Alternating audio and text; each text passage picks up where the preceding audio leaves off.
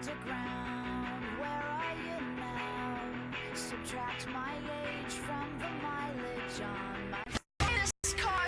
Drive to work to pay for this car. Buy this car to drive to work, drive to work. Welcome to the Yellow Brick Road. I'm Jordan, and this is my radioactive shirt.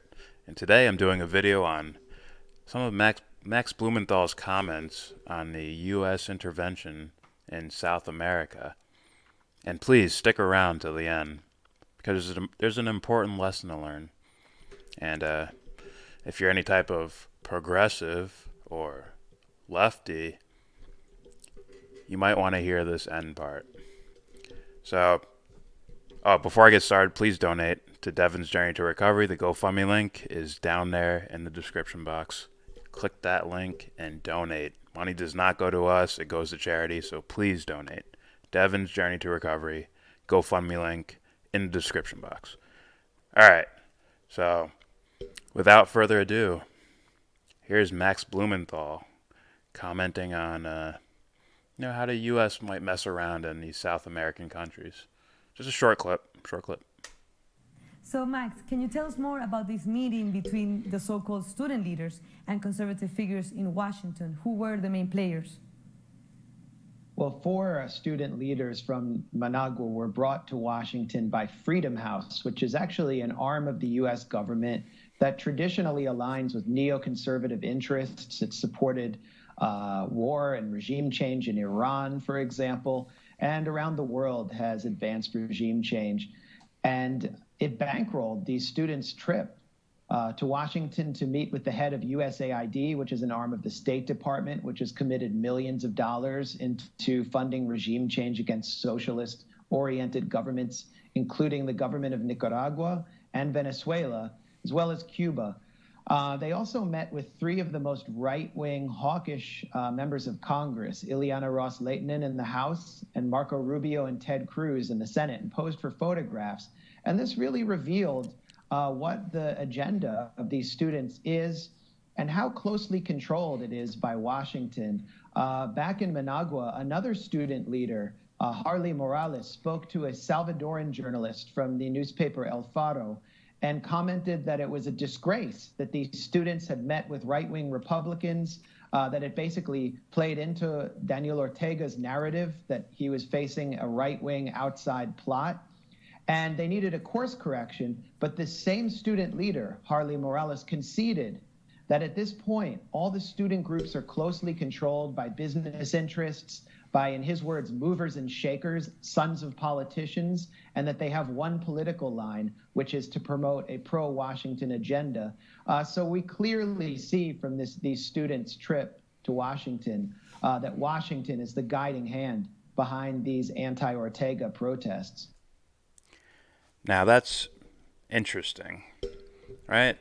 That's interesting content. It's very sexy, right? All the mysterious spy games and backroom deals that lead to, intervention in these South American countries and around the world, I guess. But that's not the main reason we're here. The main reason I'm doing this video is to show you the pushback against a Max Blumenthal, or at least his information. Good old classic propaganda. Now, me and James stumbled upon these videos by watching someone you guys might watch. Kyle Kulinski of Secular Talk, The Humanist Report. These guys seem to be getting their ads put up on these guys' videos. That's just a conspiracy theory. It could be all over YouTube. But when we were talking about these ads that, mysteriously pop up that are like a month old, it's like, we only seem to find them on these type of channels. But, don't hold me to that. Maybe you're looking up cat photos and it pops up there too. So we're going to check out these ads from Job Creators Network. Job Creators Network. That's the name of them. Growing up in a socialist country was definitely terrible. I was born in 1991 in Barquisimeto, Venezuela. Before the socialist government took power, my mom was able to provide us with everything we needed. Then in 1999, Hugo Chavez took the administration. We experienced a lot of inflation, a lot of censorship. Right now, my mom, she earns less than $10 a month. Sometimes they have no electricity for days, no water, no food. And if you go to a hospital, they don't have basic needs to provide you with the service. Some of the socialist policies that have been promoted here sound very beautiful, but the reality is that they're not sustainable in the long run. And Venezuela is a proof of that. It is important to understand how these free things come at some type of cost. With capitalism, people are able to have their own companies, grow, work independently, and definitely have a better outcome. So,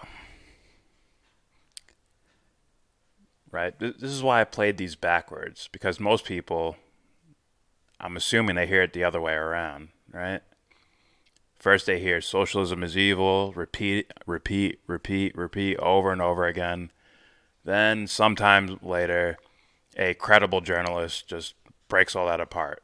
But you never hear the initial story, or you never hear that story, right? It's like the New York Times retracting a story. They put a big giant article about so-and-so is corrupt and they work for Russia, and then they retract it 2 months later in a tiny article in the back pages somewhere. That's why I did that backwards. Also, you'll notice that is a student, as you see the Max Blumenthal video where he's talking about, they're purposely bringing over students. I would want to say brainwashing, but he may say, teaching them certain things about, how the world works maybe. And then they can be featured in commercials like this. Not saying the organizations Max Blumenthal brought up are the same as this one. I'm just saying I wouldn't be fucking surprised if it was. Would not be surprised at all. See what happens when you get the information first and the talking points second? Like all of a sudden that commercial looks absolutely fucking ridiculous. There's no information. Max Blumenthal is giving you details, organization names, dates and times, specific people, specific movements that they're doing. And this just tells you, I was born in Venezuela. Now I live in America. Socialism is evil. And you have socialists trying to run the country. I'm not calling them bad people. It's just, this is what's going to happen. Look at my country that I no longer live in. I'll show you video clips from the, what's it called? The shit that Crowder was showing. Voice of America. VOA. Very interesting. So here's a second video. This is just for shits and giggles, really, at this point. My family. Listen to the fucking music. War zones. Do you see how they portrayed Chavez? He's in his military outfit. He's not like just normally chilling. He's in his military outfit. They're like, yeah. Just pay attention to the images, right? Because they only have a minute to explain to you how socialism is evil, right? Lived through the socialist revolution in Nicaragua. We saw firsthand how the promises of equality and government assistance quickly turned into She's probably reading. And that's right, I am going to be pausing during this one. Government control and oppression. When the government takes over the economy, it also takes away people's opportunities. I love America and the American dream. So it's very scary to see socialistic ideas gaining popularity in this country. Democratic socialism. Some people say that America can have democratic socialism and it will never be like Cuba, Venezuela, or Nicaragua. Now, I wouldn't be surprised if these guys worked very closely with guys Trump works with, in the sense of, see how Trump's campaign is trying to equate AOC and, Rashida Tlaib and Ilhan Omar and Ayanna Pressley. They're saying those guys are the same as Bernie Sanders. It's very weird how this guy just seems to be getting used over and over again.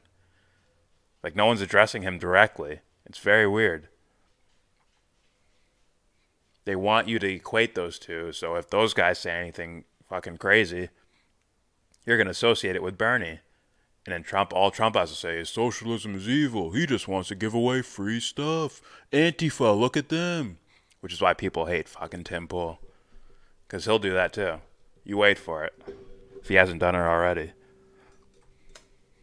But I lived through the changes, and if we're not careful, it could happen here.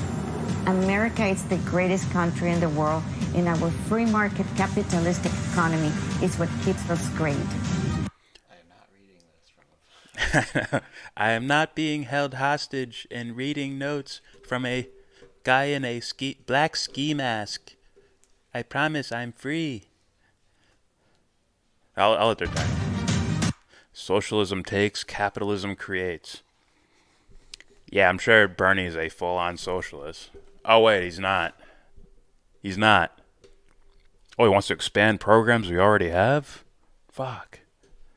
He said, oh, maybe, maybe someday, electricity will be free and food will be free and all that. It's like, what, are you evil? Because socialism's evil. I don't have an argument, but, look at Venezuela. Then you find out the actual history of things there. That's why I played the Max Blumenthal video first. Come on, guys. Alright, that's basically the video. I mean, this speaks for itself. I have some other notes here.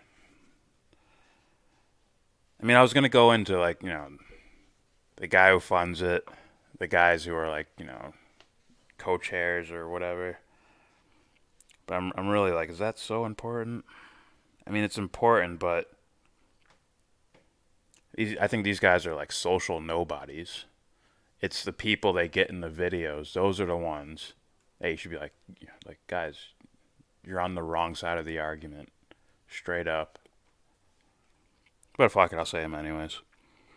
So the JCN Jobs Creator Network was founded by Bernie Marcus, who is the co-founder and former CEO of Home Depot.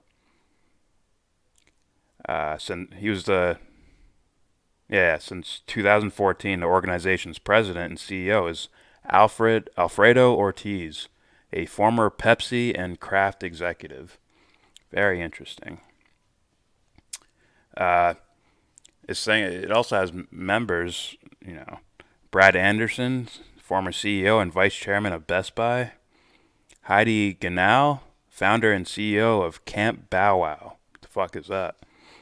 Carlos Gazitua, CEO of Sergio's Restaurants. Doug Hoff, president of Mansfield Oil. Andy Puzder, CEO of CKE Restaurants. And Joseph Sempervivo, owner of Joseph's Light Cookies. Okay, so I'm seeing a decent amount of, let's say, Latino-sounding names. And it's the one, if you look at someone like Hugo Chavez, he seemed to help the underclass more.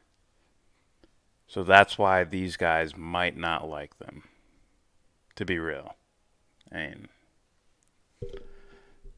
that seems like a reason why they might, hoard money so that the economy stalls a bit, or, fund student groups to go to the U.S. and meet with these, I'd say, corrupt assholes, or you can call them, conservative think tanks, conservative Congress people, who post pictures of Gaddafi before and after pictures. And to give it some context, I believe that was the day when the coup started in Venezuela. So you can imagine what their thinking is. The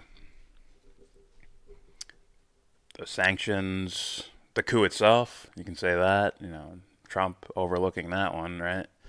Why do you need to start a coup if socialism will just take it down anyways? Why do you need sanctions when socialism will just take it down anyways? I don't get it. Why play with the oil markets? Socialism itself will just knock it down anyways. Point proven. But nope, things are never that simple, are they?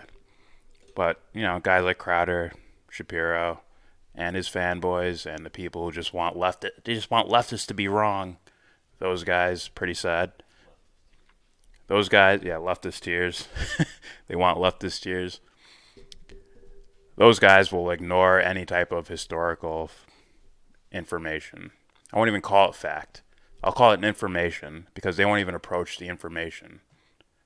Like, who knows if it's right or wrong? They don't even look at it because it just gives wiggle room to them being wrong about this. Like, fuck, we gotta help people now? Shit. No one wants to do that. But anyway, that's it for me. Please subscribe if you feel like. Comment, agree, disagree, whatever. Let it be known. Put information out there. I mean, I have a decent understanding of foreign policy. Maybe not as much about South America, but I'm learning more. And if you put down something I know already, it's still helpful because other people can see it. So please link some stuff in the comment section. Donate. Devon's Journey to Recovery. Please donate. Please. The GoFundMe link is in the description box. Click that link and donate some money. Not for us, but for someone else. If you're a capitalist, hey, you don't want socialism, maybe you should do some charity so people aren't complaining about how fucked up the system is. That might help your case, So please donate. Devon's Journey to Recovery, GoFundMe link is in the description box. And with all that said, give this video a thumbs down. Say you wanna get in.